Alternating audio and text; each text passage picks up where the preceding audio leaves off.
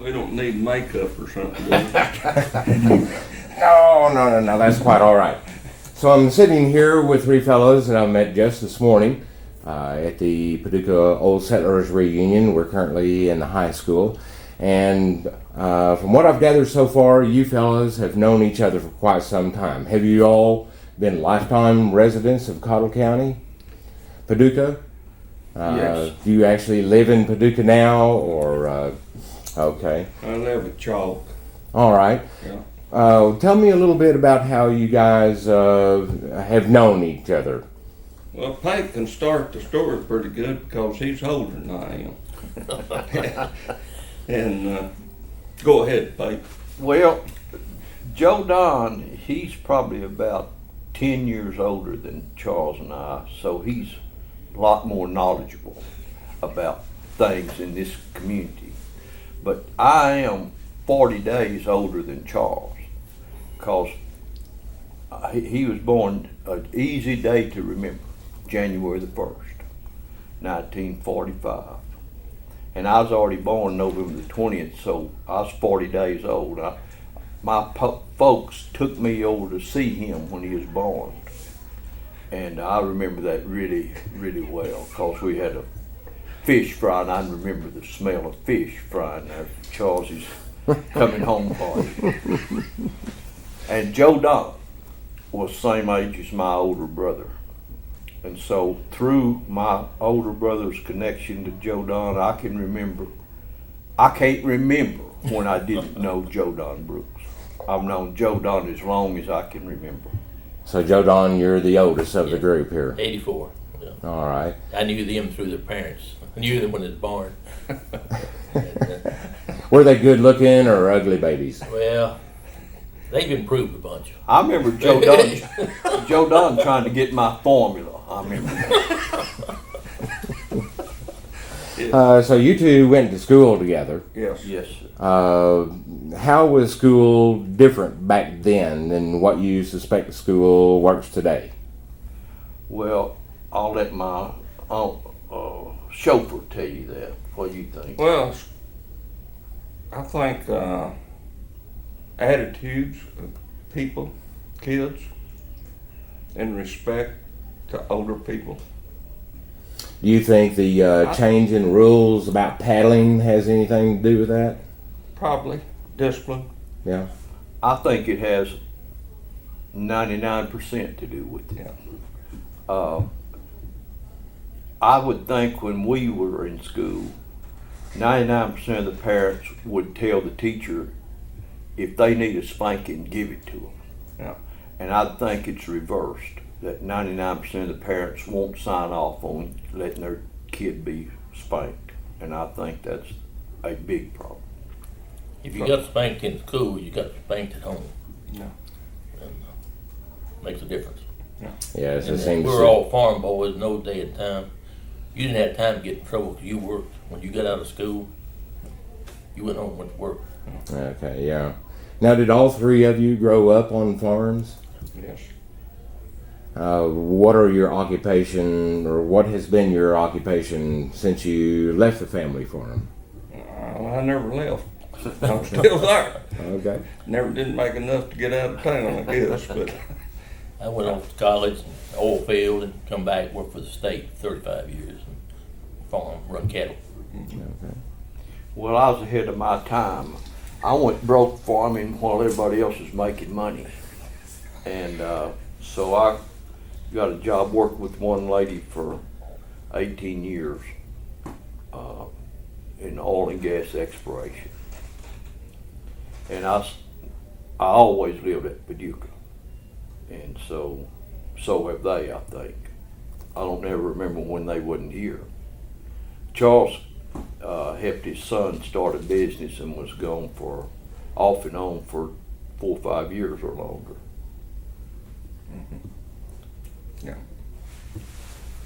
He has a son that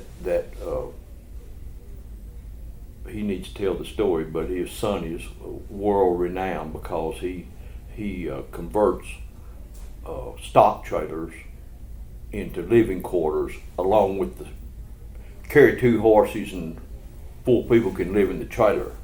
and it's the number one trailer conversion place in the world. Is at Stephenville, Texas. His son John Walker is the one that owns and does that. Now he's doing buses. All these people that has a bus that they want to go tailgate in at the football game, John has probably been the one that converted it. I see. You know, that brings up questions. Stephenville claims that it is the cowboy capital of the world. You guys buy into that? There's a lot of them come in there. Weatherford. A lot of it was probably because of college rodeoing. And that region they're in is Tech, a lot of schools up in the Panhandle, Canyon, and kids come from other states to compete in this region because of the competition. That's one reason. And then a lot of them have settled, once finished maybe or went a year or two to school at Stephenville. And Stephenville's pretty centrally located in Texas. It's not that far to That makes some kind of rodeo. sense. Right. So, I always thought it should have been like Matador or Guthrie. well, yeah, that's more of a rodeo cowboy, I guess you'd say, instead of a working cowboy. Because I think Guthrie, Texas, and Matador, and that have the big ranches, that's where the cowboys are. All right, well, let's lighten up things a little bit. Can you tell me some stories about when you've had the best times of your life in Cottle County? Well, I'm gonna say, in case my wife listening, marriage. But a good time was in high school, my school days. Had a lot of fun. Made, old friends that are still friends, classmates. And 2 or 3 of them have went off and worked their careers and moved back to Paducah and bought a house. And so they still wanted roots here, I guess. Their parents are gone, but they have come back. And that's fun. That's a real good question you ask, because we really never think of it. I don't think anybody does. But here you are, you think of yourself as a young person, and then all of a sudden here you are 72 years old. And to look back about when was the best times was when you had enough youth to have energy and get to do things that you wanted to do. Right here in my little world, I played volleyball with a group of guys for 16 years. We called it Outsiders Volleyball. And then we converted that volleyball team into a slow pitch softball team. That uncle I keep bragging about that had so many stories and could tell them so funny, he was our manager. And we played softball together for like 15 years. And those were fun times. Yeah. Now they're just memories. Kind of like the way this old settlers reunion is going. I can remember my parents, his parents, they all loved to come to this deal. My dad would come to town on that day of the old settlers, and him and my mother, Charles's mother, Shanks and Alma, they were here. And now there's no younger people. We're the young ones, and that's not a very good representative of how it needs to be. I try to get my kids to come. It's like, no, that's for old people. Well, see, we haven't done a very good job of selling what we are. And here we are, maybe 50 people at the reunion, when it should be, even though there's been a lot of people moved and there's been a lot of people passed, there still should be a lot more people. We haven't done a good job promoting it. That's true. And Pate, there was episodes through our lives that were just, we had the first permit to produce alcohol in the state of Texas. A group of guys got together and got a permit. We had a state representative here that was powerful in Austin, and he got us a permit, and we went to Georgia and bought a steel and brought her back, and then that led us into a deal where we had quite a few investors, and we drilled for oil, and Pate knows all the numbers on that, but and that was fun. That You know? we had the OPEC killer. It was a big orange steel. Look, kind of about that size. I won't ever forget. We had 20 guys invested in the OPEC killer, and the first thing we done after the group went and got it in Georgia, Charles was one of them. We decided to show it at the fairs. First one was at West Texas Fair at Abilene, then the Tri-State Fair at Amarillo, then South Plains Fair at Lubbock. So we were showing them, trying to sell them and also promote alcohol. And we had a guy in the group named Bob Graves. He was a tremendous salesman. Him and his wife and another couple, and Susie and I, my wife, we were there at Lubbock showing this, and a group walked up. Here was our OPEC killer sitting there. And one of these guys, I think they were from O'Donnell, said, "Exactly how does this work?" Bob said, "Well, whatever you want to make alcohol out of, watermelons, pie melons, corn, whatever, you put it in that burner right yonder. You turn the heat up and it'll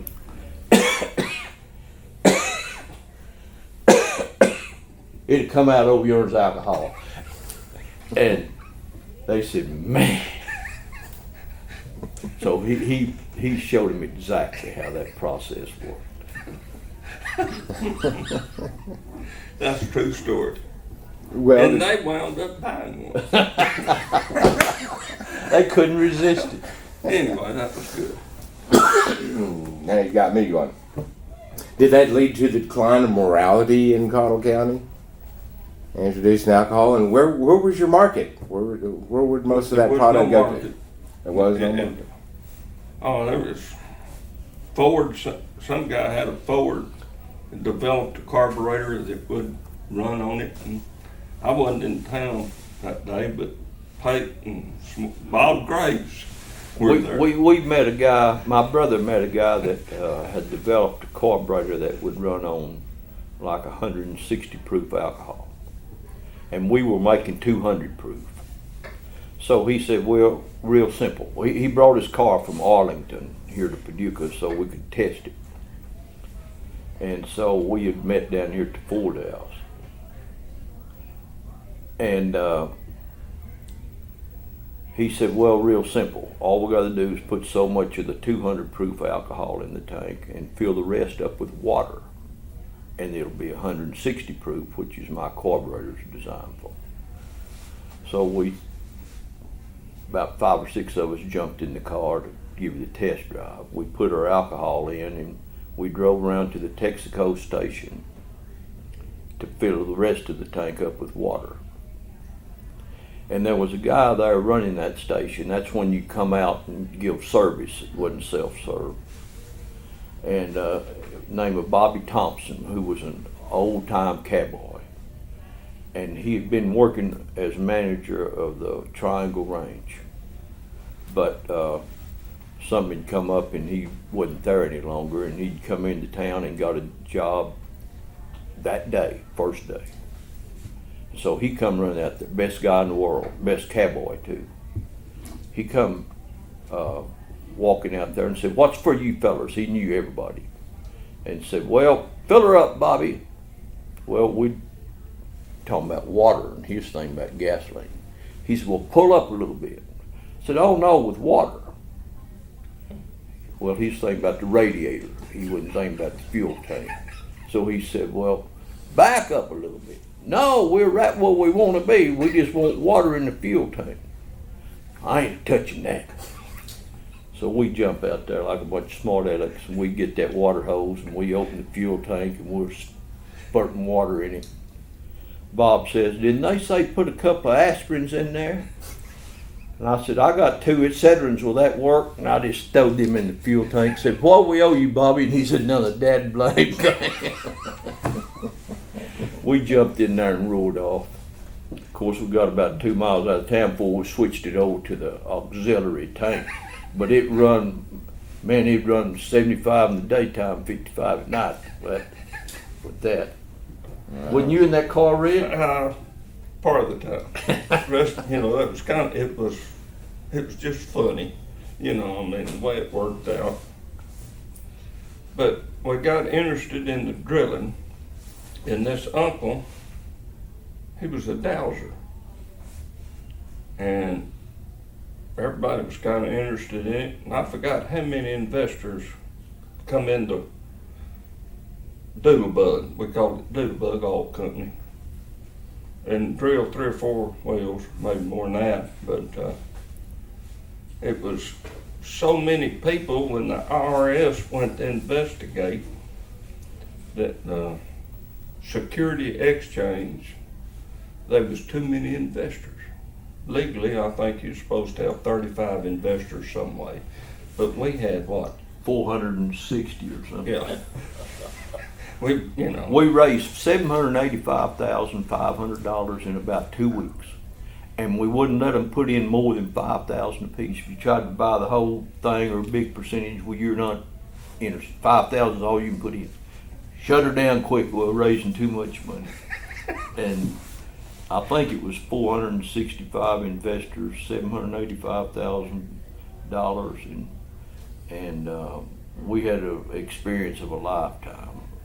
Even though we wasn't successful, we had an opportunity. We drilled one of the deepest holes around, and 20 years later, 25, and that close to there, they started drilling deep wells and making big wells. Mm-hmm. We just didn't dig deep enough. Yeah. Oh, yeah. That's the story of our life. That's what the old Indian said, just dig 1 more feet. And then another highlight was this rodeo, Cottle County Rodeo and Horse and Coat Show. It's called the Horse and Coat Show. The first horse show part of it, it rained, and they used the used to be Hickenbotham Lumber Yard. It's got a big alley in it, and that's where they had the horse show before they had the arena built out there. And famous race cutting horses like Pocowana out of Wagner's at Guthrie, and Hollywood out of the Sixes, and that was some of the best breeding stock in that day and time for years. And a lot of those events happened at our horse and coat show. And so it had a great past. That arena, I think, was built out there in 1948 when it was built. There's been some unique things happen at that arena. I was studying some archives in our local paper here, the Paducah Post, and I'm thinking it was probably about 1950 that there was a match roping between a local guy here named Alvis Townley and Sammy Ball. Sammy Ball was famous at that time. He was a football player for the Redskins, and he was a good calf roper. And that article had a picture. The stands was packed. I mean, thousands of people here for the match roping. And so as we've seen it evolve from that. But to me, it's making somewhat of a comeback. We've got a lot of people here working hard. We've got people putting an effort into keeping it what it is and trying to make it better. And I think it's better. What do you think, Joe Don? Oh, yeah. Back in the 40s, it was one of the biggest little 4-horse shows in Texas. because it was on the circuit between San Angelo and Rodeo Arena up north, a big show. And Paducah had open weekend, that third weekend. So people would stop over here and show their horses for the points, EQHA points. So we had some pretty famous horses here. It was a huge show. Wow. Huge show. And biggest little show in Texas, I guess. Pretty famous horses. When they had Sammy Ball here, he was quarterback for TCU and made All-American and went on to play slinging Sammy Ball for Washington Redskins. And for entertainment, they'd get a couple of footballs in the arena and had some guys that had played at Baylor and around. He'd throw them passes during instead of a clown act. That was entertaining, you know. And things like that made it work. One of those guys was a local man they well know. He's passed on. My classmate, Keith Slover. He was one of me throwing passes to. I was out there. He's a senior in high school. Is his son now the owner of the newspaper? No. I'm sorry. Wrong Slover. The fellow that I was working with to Jim do Slover. Jim Slover. Yeah. That was his dad. That was his son. Okay. He had 3 boys. Yeah. All of them cowboys. Yeah. But Wow. Keith left high school. When he got out of school, he went to work for the Matadors when the Matador Ranch was still together. And then I'm pretty sure he went into the service, didn't he? service. Went triangled in the service. Yeah. To the Army. Got drafted 52. Well, Joe Don, you've known these two boys for, well, a long time. When he was wearing As long as diapers. they've been living. He was wearing diapers when I first saw him. Well, how do you think they turned out overall? Yeah, they did pretty good. You know, Yeah. they don't want to talk about their past too much, but they did well. Okay. They married good women, and that helped them. Yeah. Yeah, we've all had gifted lives and good women married in. Yeah. We've been blessed, all 3 of us. And our kids have all turned out good. Yeah, really So good kids. That's some kind of accomplishment. Yeah, we've all raised a good family. You think they'll have a key part in keeping Paducah alive and maybe restoring a little bit of the exuberance that Paducah once had? I understand back in the 40s, this place was blowing and going like crazy. The hotels were probably full. And, one of you told a story about how that there were cafes that were open at midnight downtown. Can you talk a little bit about why the community has declined, and is there any chance of something coming back? I think the soil bank CRP program has hurt it a little bit. Crop production hurt it some, and the kids that went off to college, it was because the parents had a business. They had no jobs. They had to leave here to get a job, and I just finished a contract with Family Dollar. They're fixing to open a big place here. I sold them the land, and I also put in a big truck center here. So we're on the up. Okay. It's just not enough job. I mean, there's not a workforce. We've lost a lot of our workforce too. Yeah. And when you to create something, you have to have people to help work. I think, to answer your question about that, I think everybody, us 3 and everybody else here, down in their subconscious would love to see Paducah thrive. That's probably on 90% of the people's mind. How to go about it and try to make it happen, that's up for discussion. But I don't think you'd find a soul that wouldn't make an effort or help monetarily if there was a way shown to them about how to help get it going. I think everybody thinks that. You know, and I think everybody has not lost hope. I think that it's still hoping. Any small town like Crowell, Matador, they're all suffering the same thing we are. There's no industry here.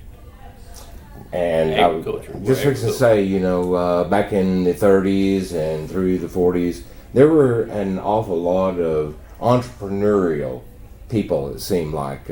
People inventing some type of plow or different type of a seeder, that type of thing, and start up a little manufacturing facility. Do you think that these big corporations that can produce products in mass, hire engineers to do things more in a more precise way, possibly has contributed to that? Things are just different than they were back then. This uncle told me of different instances that he knew where some guy'd buy some land, say in March, and cut the wheat crop off of it and pay for the land. I mean, that don't happen modern day kind of stuff. You just think of that. I mean, things were growing. The crops brought parity, which meant that if you could make a crop, you could get some money out of it.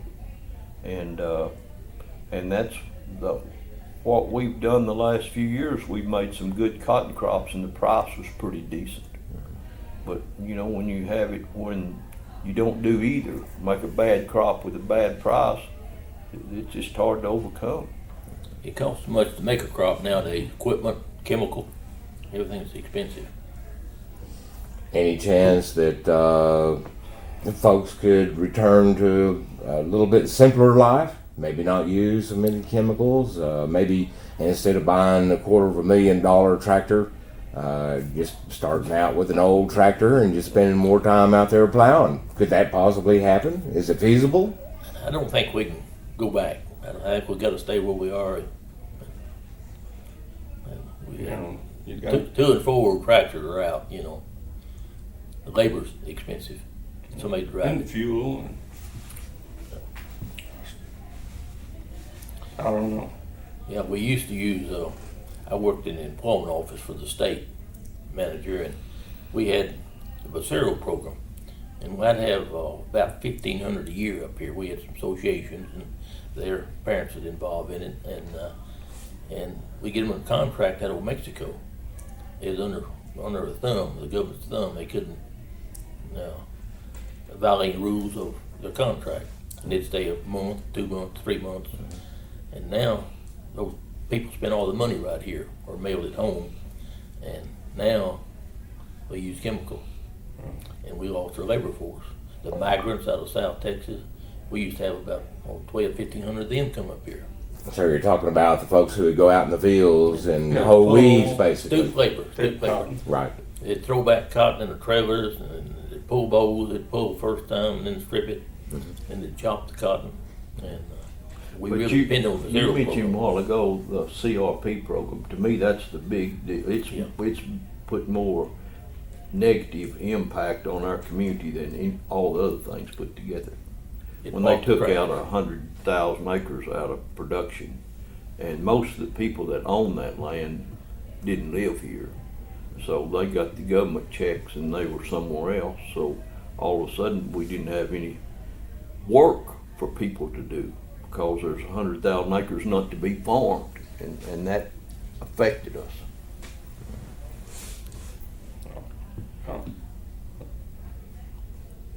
This land that went in the CRP, most of it was marginal land, non-productive, just about. The better land couldn't get in it, and but it did make an impact on the labor. Parked too many tractors on turning roads, farm sales.